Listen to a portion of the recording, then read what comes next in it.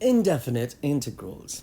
So before we get to indefinite integrals, let's recall what a definite integral is.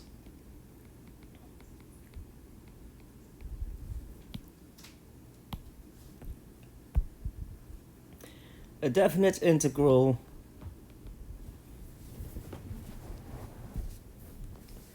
is one that would, well, let me write it as a to b f of x dx. And a is the lower limit and b is the upper limit.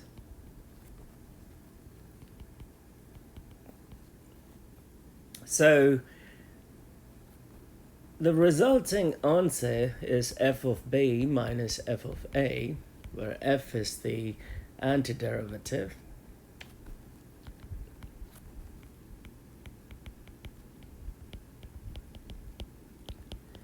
And whatever answer that we get is some numerical value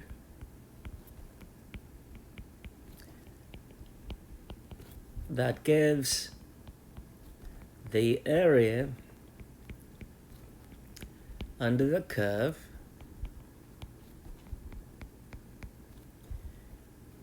f of x. We know that. So that is a definite integral. An indefinite integral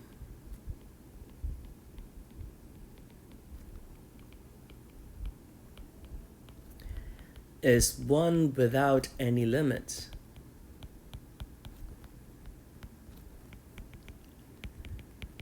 In the sense, we simply have integral f of x dx that will result in an antiderivative plus c. Now this is what we call a constant of integration. Now you may ask me why we should put that c. I'll take a simple example.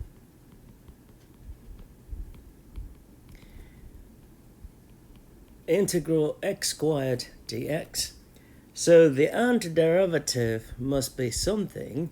So if you differentiate f of x, the lowercase f of x, you end up getting, if you differentiate uppercase f of x, you end up getting made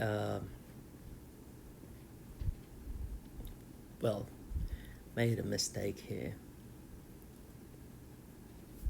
Yes, if you differentiate the uppercase f of x, you'd end up getting the lowercase f of x. So the uppercase f of x in this case is x cubed over 3.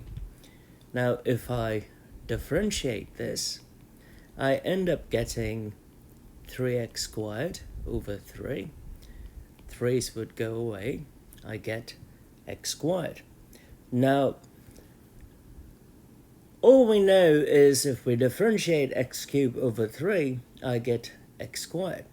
But what are other possible answers?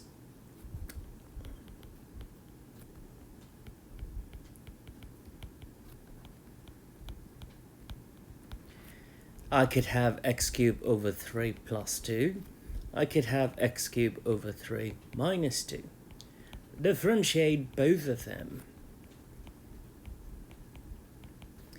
You get 3x squared over 3. Derivative of 2 is 0.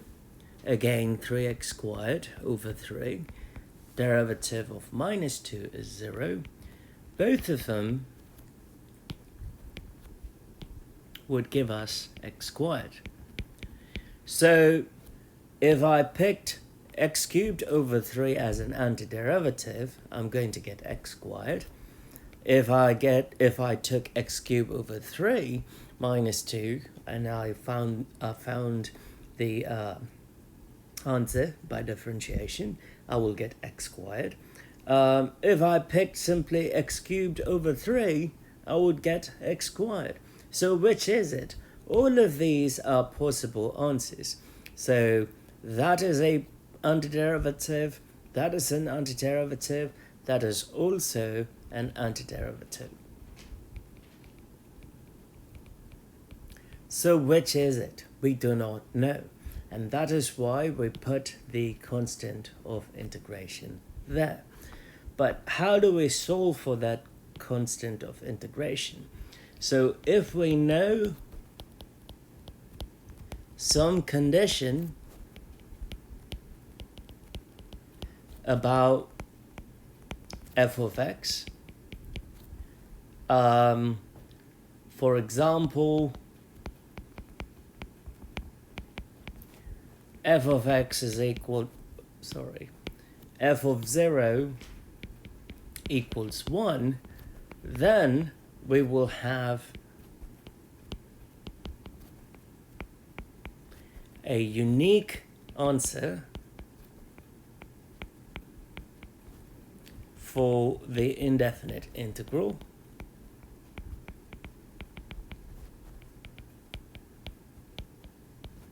i.e. there will be no constant of integration. So if I impose a condition on f of x, then I won't have the constant of integration. Now this table here is very important. If you plan on going to upper level mathematics, this table is only get lengthier. So key things to note is if we have a constant multiplied to f of x, we can pull the constant out, then take the integral. If I have two functions in sum, I can separate the integrals out and integrate them separately. We have seen this before. If we integrate dx, k times dx, I can pull the constant out and write it as k times integral dx plus c.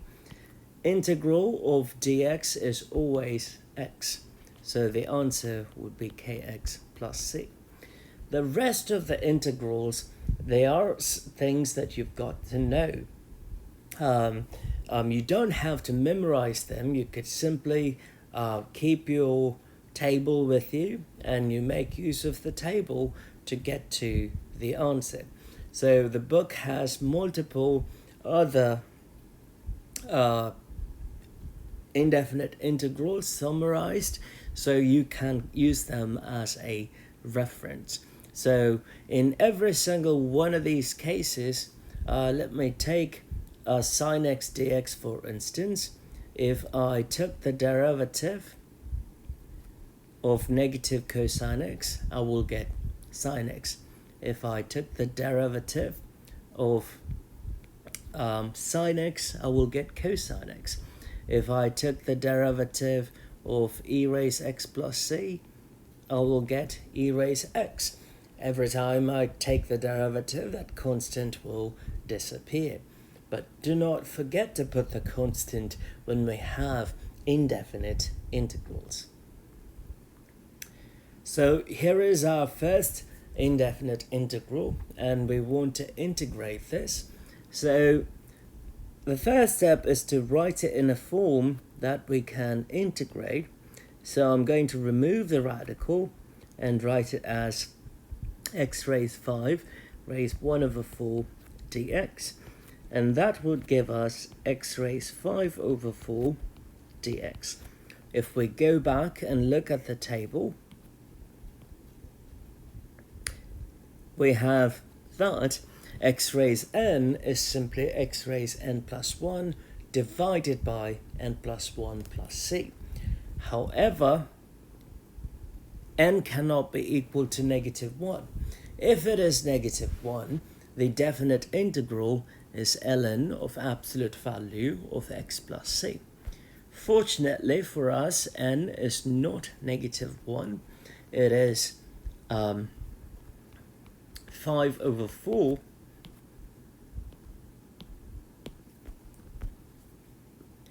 Recall integral of x raised n dx is x raised n plus 1 over n plus 1 plus c. Since n is 5 over 4, integral square root of x raised 5, or fourth root, is simply x raised 5 over 4 plus 1 divided by 5 over 4 plus 1 plus c. If we take the common denominator and simplify, we have 9 over 4 divided by 9 over 4 plus c. That would be 4 over 9, x raised 9 over 4 plus c. I want you to try at home. If you differentiate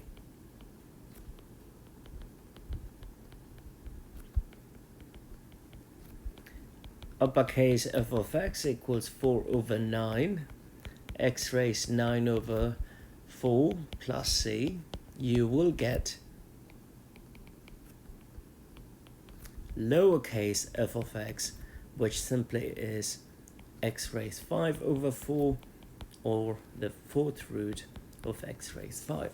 Try that at home, and you can reinforce the concept that the antiderivative, when differentiated, it is going to give the function that is inside the integral. We have a fancy name for it. It is called the integrand.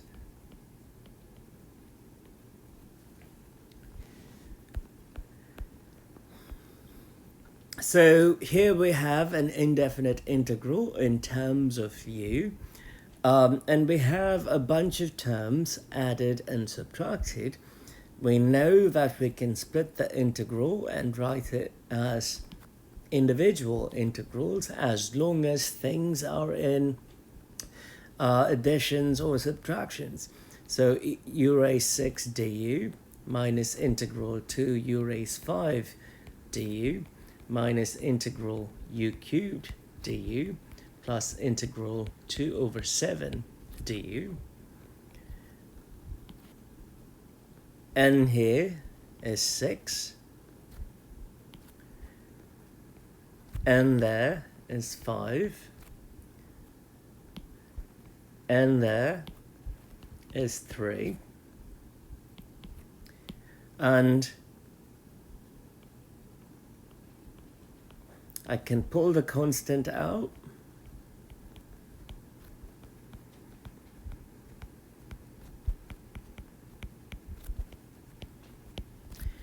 So recall integral of dx is simply x plus c. Likewise, integral of du is simply u plus c.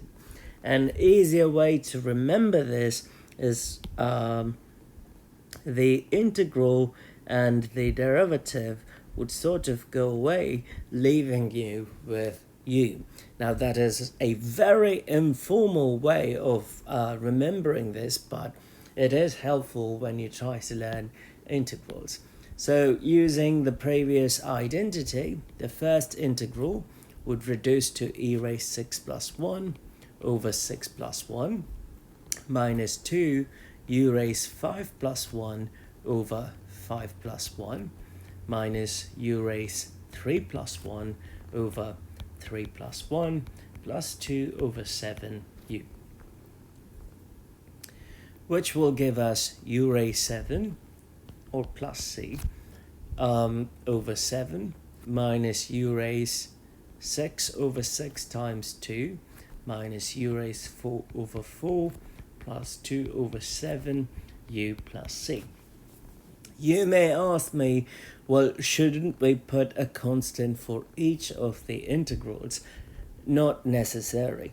If you have a constant for each of the integrals, if you add them together, you would end up getting a constant at the end. So I tell students that you can just integrate the indefinite integral properly and throw in the constant at the very last step. So that is perfectly fine. As long as you put a constant at the very last step when you write the answer, we're okay.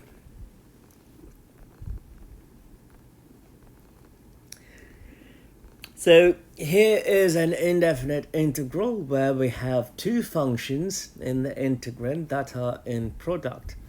Now we can't simply write it as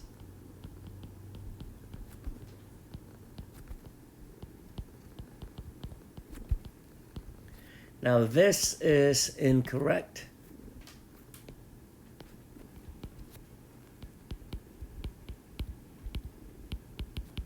You can only split the integral if you have sums or differences.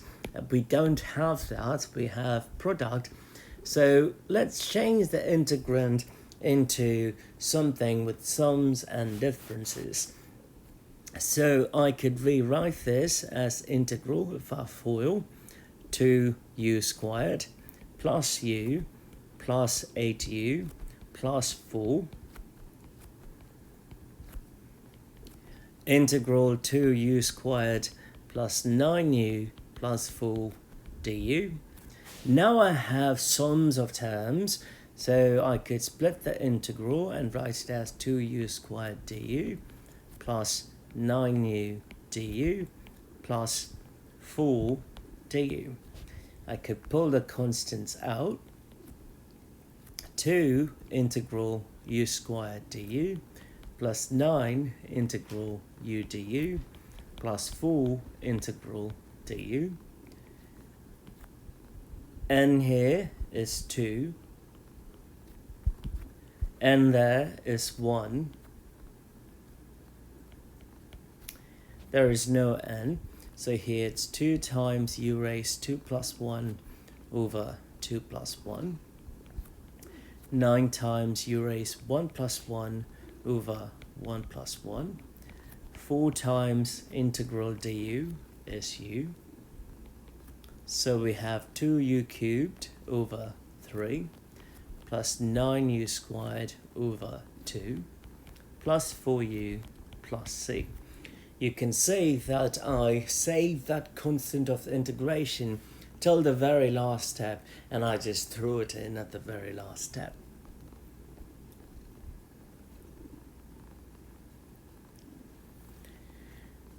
So here we have 3 terms, so we're going to split it up and write it as x squared dx plus integral 1 times dx plus integral 1 over x squared plus 1 times dx. N here is 2, so we have x squared dx plus integral dx plus dx over x squared plus 1. The first one's easy. It's simply x raised 2 plus 1 over 2 plus 1. The second one's easy, simply x. You look at the third one and you say, well, that looks funny. So this is where we go back to our table. Is there a definite integral that has dx over x squared plus 1?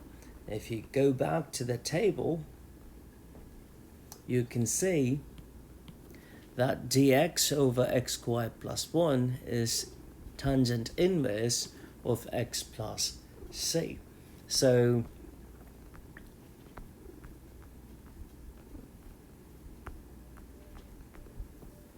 the last one is tan inverse x. So the answer would be x cubed over 3 plus x plus tangent inverse x plus c. I'll put a note here.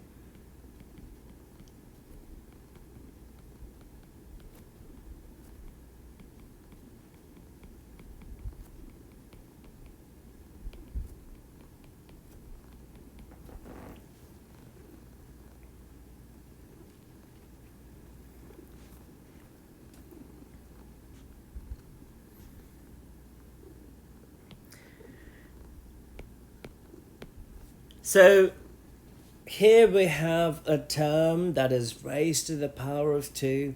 So we know that we can evaluate an integral as long as we have sums and differences. doesn't apply here. So what we can do is try to rewrite this. I could write 1 plus r over r as 1 over r plus r divided by r squared dr. Integral 1 over r plus 1 squared dr. Integral 1 over r plus 1 times 1 over r plus 1 dr, which would be 1 over r squared plus 1 over r plus 1 over r plus 1 dr. Now we have 1 over r squared plus 2 over r plus 1.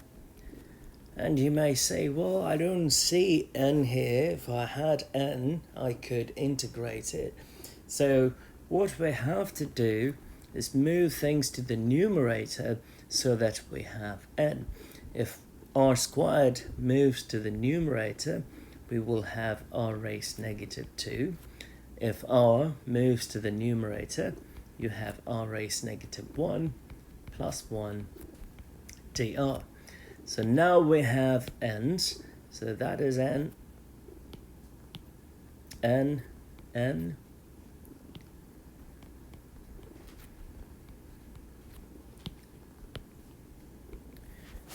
So integral r raised negative 2 dr plus integral 2r raised negative 1 dr plus integral dr. So we have r raised negative 2 plus 1 divided by negative 2 plus 1. Constant comes out of the integral.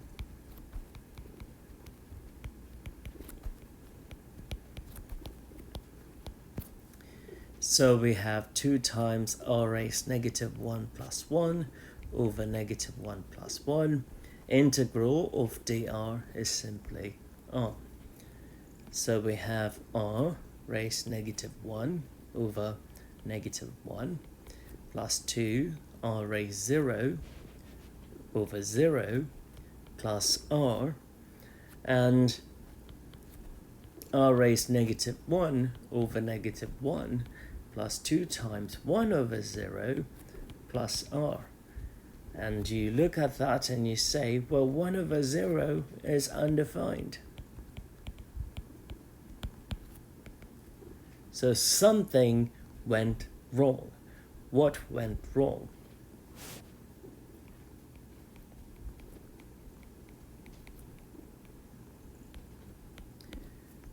What went wrong is that second part right there. The power there is negative 1. Go back to the table that we had. In the table, it clearly states that we can use this rule as long as n is not negative 1.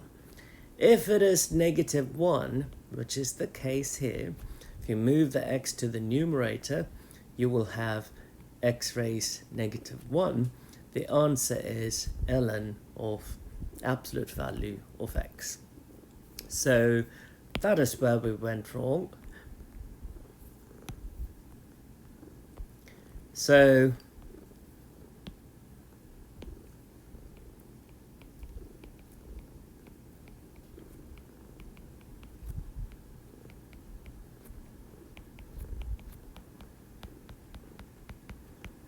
that is a cautionary tale. So we can rewrite the given integral .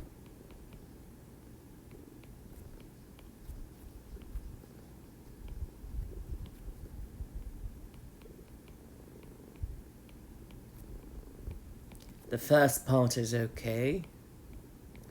The second integral, though, it's ln, absolute value of x. And the third one is simply r plus c. We can rewrite this as minus 1 over r. if you use the properties of logarithm, we could simply move this inside and write it as x, move the 2 inside, write it as x squared, and the answer will be minus 1 over r plus ln of x squared plus r plus c.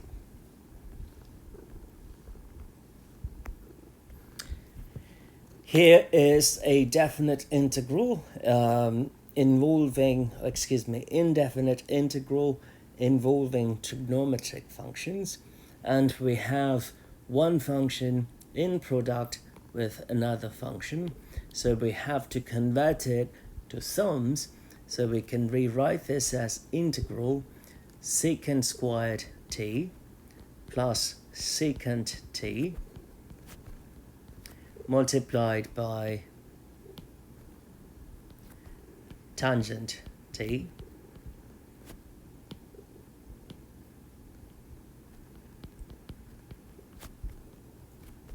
dt. So integral of secant squared t dt plus integral secant t tangent t dt. And you may say, well, what are those integrals? So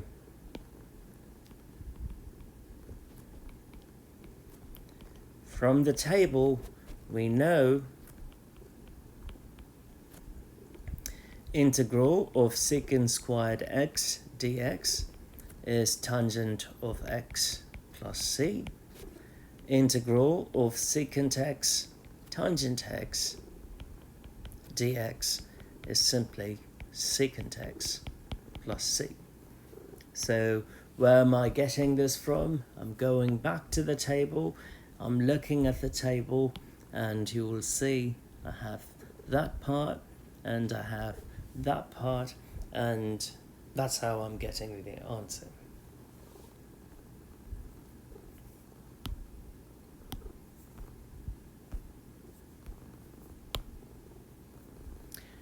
So if I plug that back in my integral, I have integral secant t times secant t plus tangent t dt equals, the first term is tangent x, second term is secant x, and simply add c. As I said, you can just keep the constant, wait till the very last step, and then add in the constant. There is nothing wrong with that. Here we have another integral, which is a product of two functions, 2 raised d and 1 plus 5 raised d. We have to write it in terms of a sum, so distribute that 2 raised d. We have 2 raised d plus 2 raised d times 5 raised d multiplied by dt. And we have 2 raised d. The bases are not the same, but the powers are the same, so I can write it as 2 times 5 raised t, this is times dt.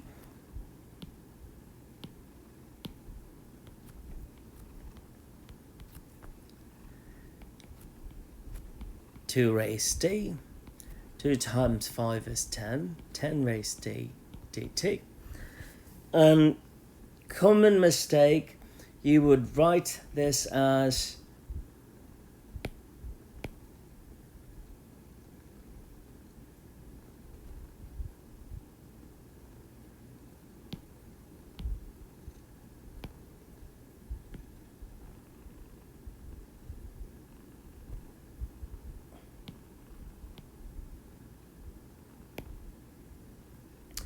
two raised t minus 1 over t minus 1 plus 10 raised t minus 1 over t minus 1.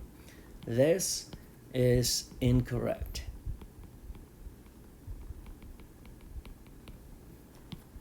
The correct way to do this is to recall from the table, integral b raised to x dx is x over ln of b plus c. Just show you in the table. It is right over here.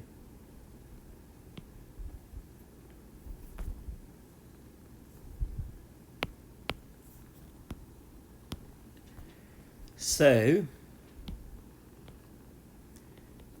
we will have 2 raised t dt plus integral 10 raised t dt. B is 2, B is 10.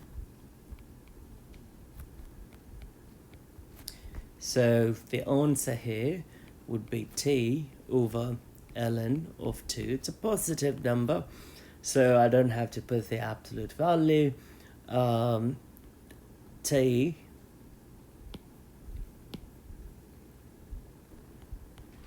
over ln of 10 plus c. And I could pull the t's out if I wanted to simplify. Have 1 over ln of 2 plus 1 over ln of 10 plus c. If you have the common denominator, we could have ln of 10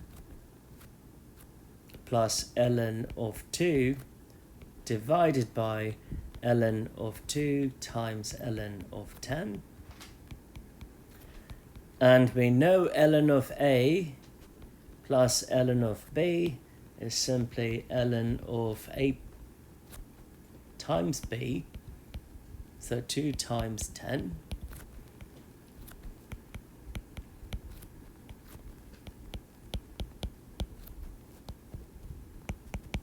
So the answer is t times ln of 20 divided by ln of 2 times ln of 10. We could write it that way.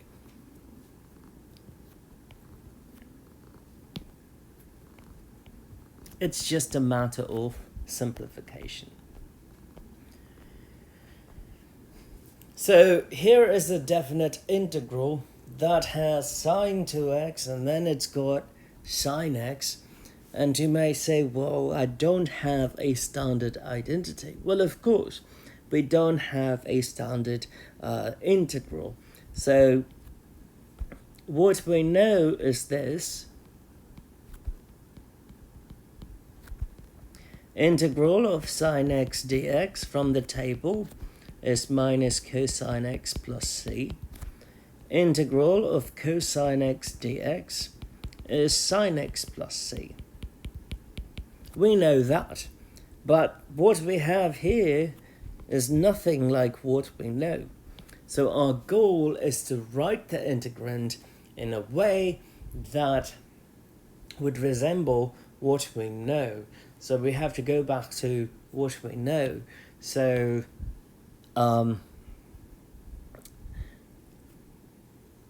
recall the trigonometric identity.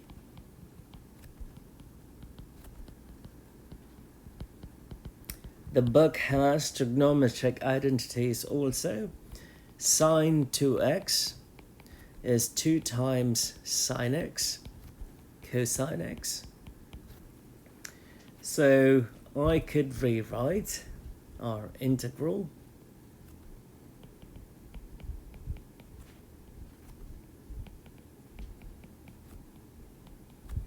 as integral to sine x cosine x divided by sine x dx. The sine x would go away and you have 2 cosine x dx. The 2 is a constant, so I could pull that out of the integral. 2 integral cosine x dx. Cosine x integral is simply sine x. So the answer is 2 sine x plus c. I'm just throwing that c at the very last step.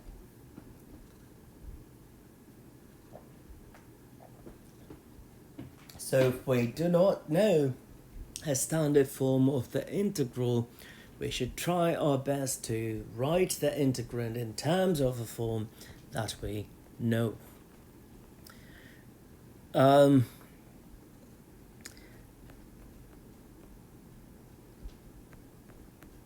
Let's see.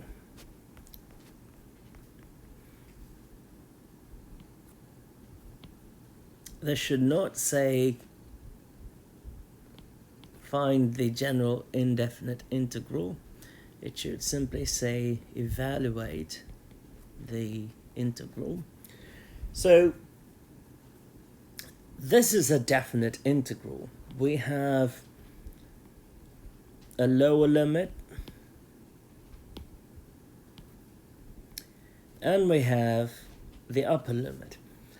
If you go back to the definite integrals that we looked at in the previous sections, we had to find the area under the curve, so we did the Riemann sum, we took the limit of the Riemann sum, we did a whole bunch of things to get to the definite integral answer.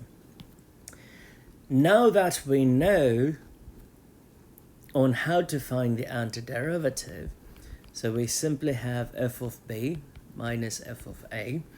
So b is 2 and a is 1 in this problem.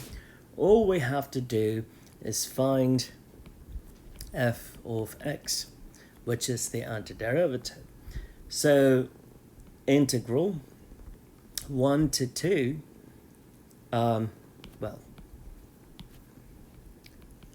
of x is simply the indefinite integral without the limits.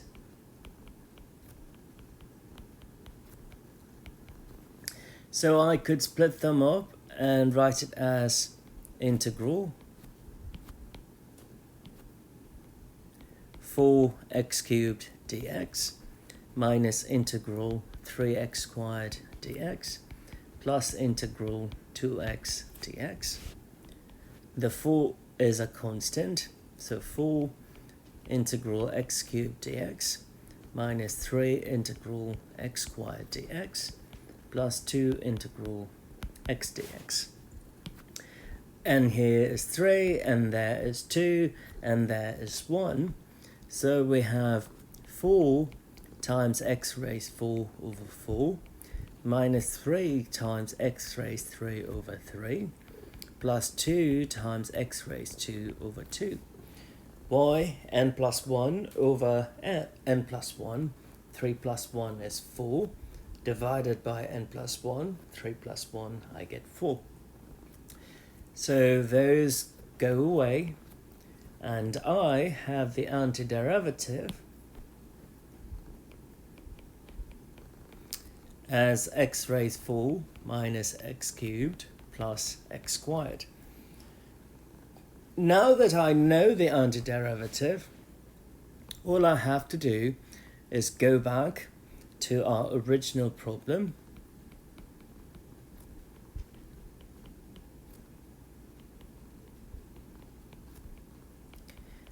and plug in f of 2 minus f of 1. So what is f of 2? 2 raised 4 minus 2 raised 3 plus 2 squared. 16 minus 8 plus 4, which is 12. F of 1 is 1 raised 4 minus 1 raised 3 plus 1 squared, which is 1. So we have 12 minus 1, we get 11. And an important note here, we've seen this before.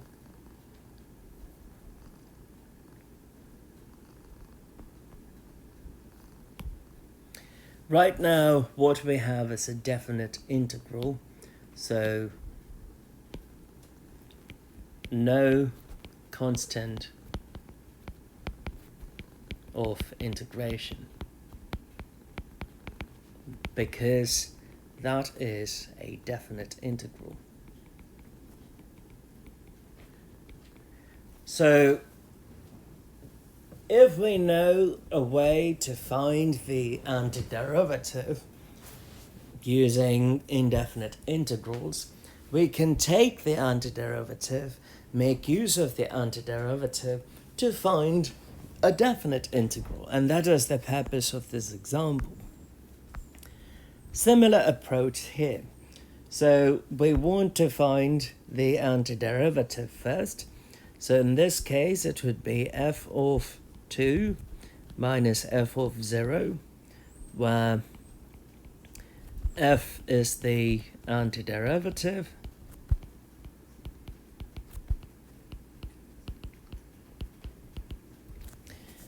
So let's find the indefinite integral corresponding to our function. We can't find it directly because we have one function multiplied with another function. We need to express it in terms of sums. So FOIL 8x cubed plus 2x minus 12x squared minus 3 dx.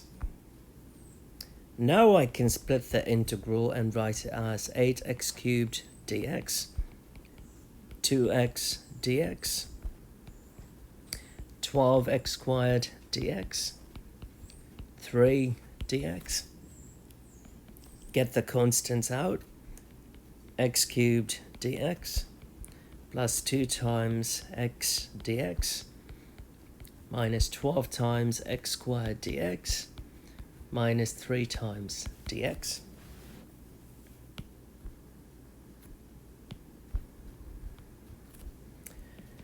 N is 3, so x raised 4 over 4. X raised 1, so we have x raised 2 over 2.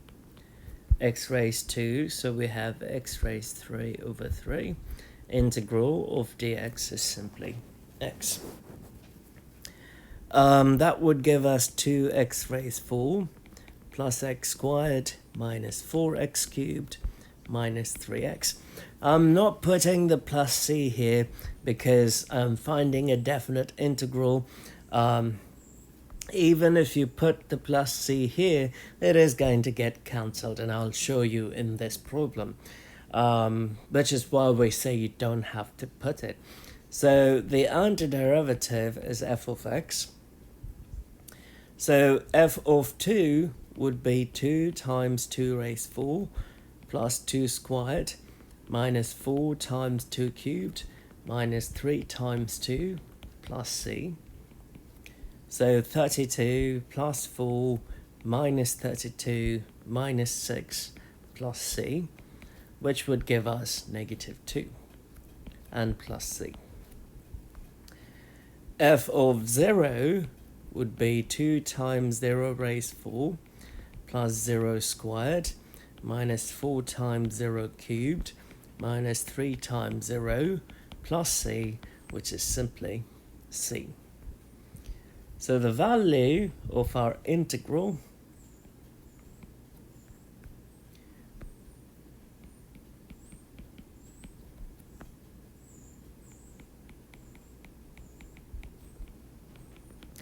is simply f of 2 minus f of 0.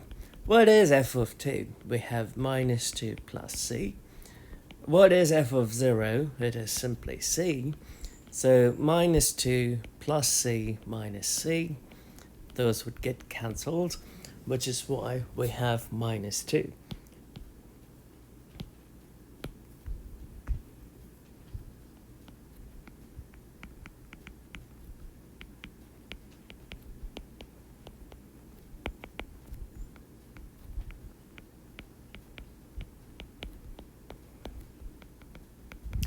In the previous problem, I did not demonstrate it. I simply said, oh, we don't need the constant. And here is the reasoning for that. We don't need the constant because when we come to evaluating the definite integral, the constant of integration would simply go away. Oh, but the same problem twice.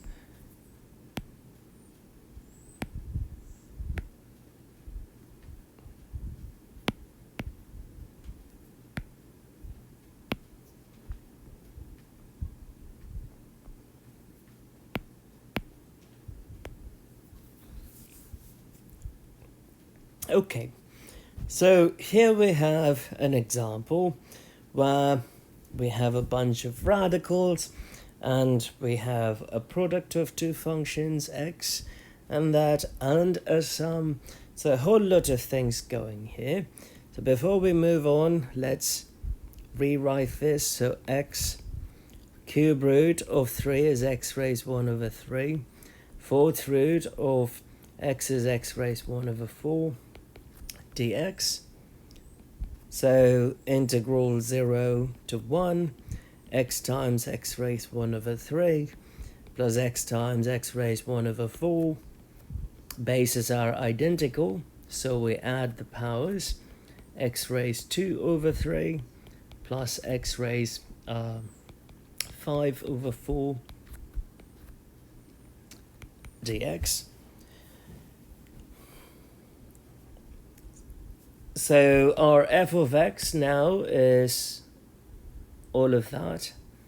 So if we find the antiderivative, f of 1 minus f of 0, where f of x is the antiderivative,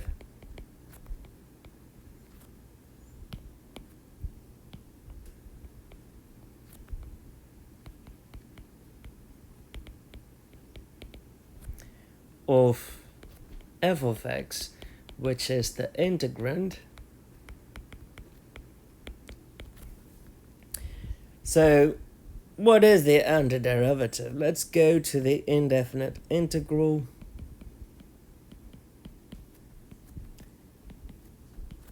N here is 2 over 3, and there is 5 over 4. So we have x raised 2 over 3 plus 1 divided by 2 over 3 plus 1. X raised 5 over 4 plus 1 divided by 5 over 4 plus 1. I am not putting the constant of integration because I know in my mind it is going to get cancelled when I evaluate the indefinite or the definite integral. So we have x raised 5 over 3 over 5 over 3, x raised 9 over 4 over 9 over 4. You get 3 over 5, flip and multiply, x raised 5 over 3, 4 over 9, x raised 9 over 4. Again, I am not putting the constant of integration because it is going to get cancelled when I evaluate the definite integral. Now, if we don't have a definite integral, then we have to put that constant of integration. So 3 over 5, x raised 5 over 3, 4 over 9, x raised 9 over 4. So what we want is integral 0 to 1, x times third root of x, fourth root of x, dx, which is simply f of 1 minus f of 0, where uppercase f is simply the antiderivative.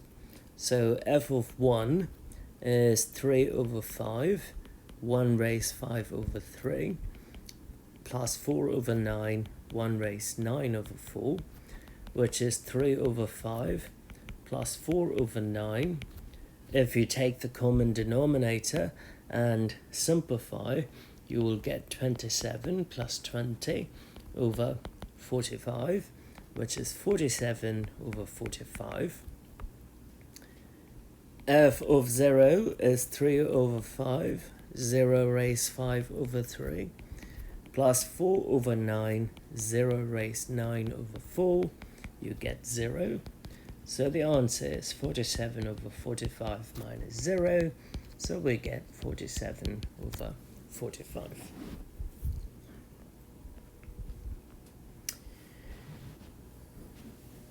Here is another definite integral which we are going to find using the indefinite integral f of x. So that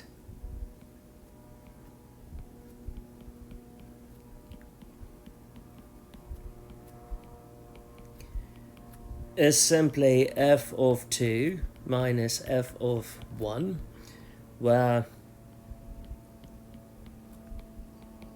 f is the antiderivative,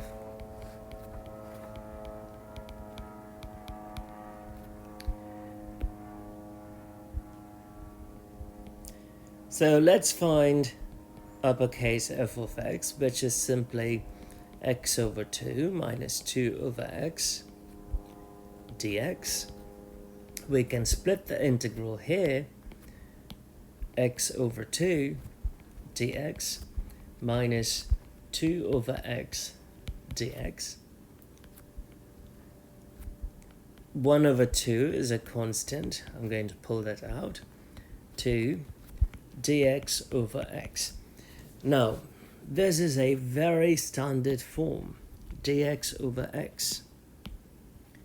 So, easier way to remember, if you move the x to the numerator, it is going to become x raised negative 1, and we can't use the x raised n plus 1 divided by n plus 1 rule. So anytime you see integral dx over x, the answer is always ln of absolute value of x plus c. That is the only time we will have that. So we have 1/2 x raised 2 over 2 minus 2 times ln of x, x squared over 4 minus 2 times ln of x, absolute value. So our integral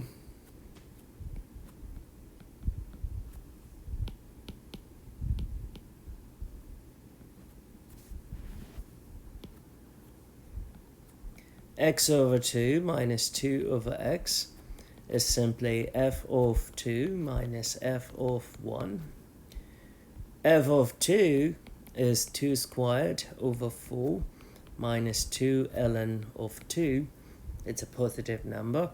And f of 1 is 1 squared over 4 minus 2 ln of 1. So 1 minus 2 ln of 2. 1 over 4. ln of 1 is 0, so 2 times 0, so we get 1 over 4. So the answer is 1 minus, I can move the 2 to the inside and write it as 2 squared, just to be fancy, and minus 1 over 4, which would give us 3 over 4 minus ln of 4.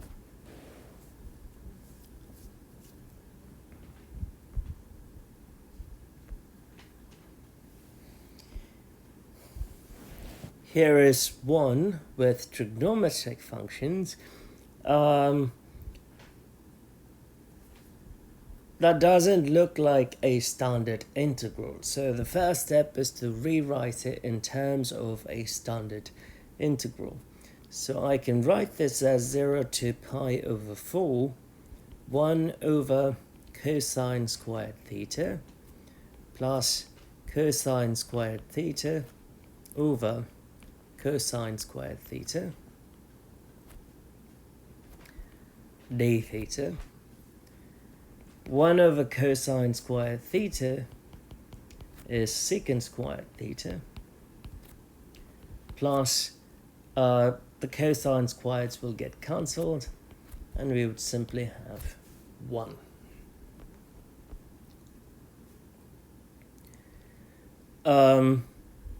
So that I could write it as f of pi over 4 minus f of 0, where f of x is the antiderivative. That is, f of x is equal to 0 to pi over 4 secant squared theta plus 1 d theta. Sorry, the limit should be there. Split the integrals, secant squared theta d theta plus integral 1 times the d theta is d theta. Integral secant squared theta from the table is tangent theta. Integral of d theta is simply theta. So f of pi over 4 is tangent pi over 4 plus pi over 4. We know pi over 4 is 1, tangent pi over 4 is 1. So we have 1 plus pi over 4, which I can write it as 4 plus pi over 4. Common denominator. F of 0 is simply tangent of 0 plus 0. Tangent 0 is 0, so we end up getting 0.